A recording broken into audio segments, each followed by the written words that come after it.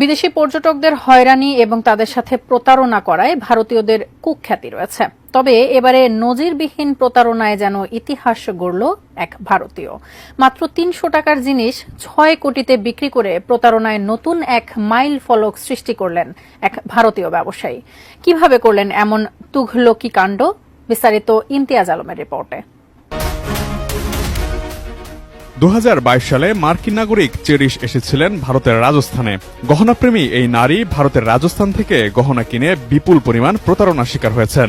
অভিযোগ উঠেছে রাজস্থানের জয়পুরের এক ব্যবসায়ী মাত্র ৩০০ টাকার গহনা ৬ কোটি রুপিতে বিক্রি করেছেন ওই নারীর কাছে। পুলিশের বরাত দিয়ে মঙ্গলবার এনডিটিভি জানিয়েছে, চেরিশ নামে মার্কিন সেই নারী জয়পুরের জহুরি বাজার থেকে যে গহনাগুলো কিনেছিলেন সেগুলো রূপার হলেও উপর দিয়ে সোনার আবরণ দেয়া ছিল। গত এপ্রিলে গহনাগুলো যুক্তরাষ্ট্রের একটি মেলায় প্রদর্শনীর জন্য রেখেছিলেন চেরিশ। পরে সেখানেই বেরিয়ে আসে গহনাগুলো আসলে নকল। এই অবস্থায় যুক্তরাষ্ট্র থেকে নকল গহনা নিয়ে ভারতে আসেন চেরিশ এবং সেই গহনা নিয়ে ব্যবসায়ী গৌরব সনির মুখোমুখি হন তিনি। কিন্তু প্রতারণা ও অভিযোগের বিষয়টি প্রত্যাখ্যান করেন গৌরব। উপায়ন্তর না দেখে পুলিশে অভিযোগ দেন চেরিশ। পাশাপাশি তিনি ভারতে অবস্থিত মার্কিন দূতাবাসেরও সহযোগিতা চান। দূতাবাসের পক্ষ থেকেও এই বিষয়টি তদন্তের জন্য চাপ দেওয়া হয় জয়পুরের পুলিশকে। জয়পুর পুলিশের কাছে চেরিশ জানান, গহনা ব্যবসায়ী গৌরব সনির সাথে ২০২২ সালে ইনস্টাগ্রামে যোগাযোগ হয় তার। পরে গত ২ বছরে নকল গহনার জন্যই ভারতীয় মুদ্রায় ৬ কোটি রুপি দেন গৌরবকে তিনি। বিশ্বমানের থার্মিক্স রড, সালাম স্টিল থার্মিক্স, দেশের একমাত্র থার্মিক্স রড।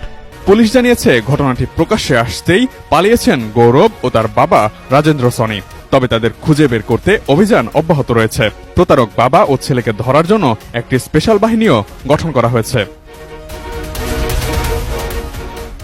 এর আগে গত মার্চ মাসে ভারতের ঝাড়খণ্ডে ব্রাজিলীয় বংশোদ্ভূত স্পেনের এক নারী পর্যটককে দল বেঁধে ধর্ষণ ও তার সঙ্গীকে মারধরের ঘটনা ঘটেছে। ওই নারী পর্যটক নিরাপদে বাংলাদেশ ও পাকিস্তান ঘুরে ভারত ভ্রমণে গিয়ে এই হামলার শিকার হন।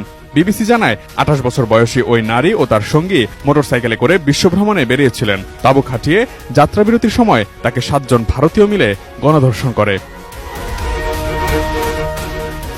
Imtiaz Alam, desk report, ATN news.